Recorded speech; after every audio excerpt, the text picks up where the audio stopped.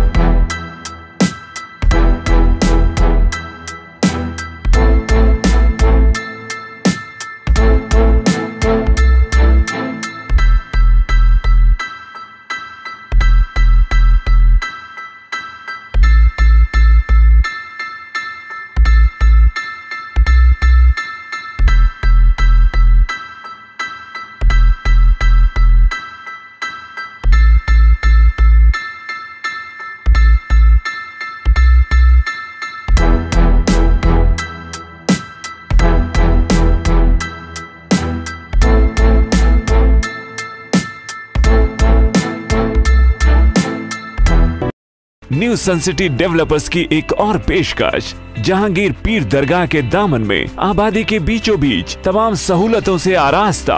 Airport से सिर्फ 20 minutes drive पर LV प्रसाद आई हॉस्पिटल और नाटको फार्मा के करीब। Commercial and residential plots, 100 square yards plot, easy installment, ग्राम panchayat approved layout, conversion land, 100% vastu, spot registration, clear title, 10 year security, water, electricity, 25 से 30 feet road, school, transport facility, gated community.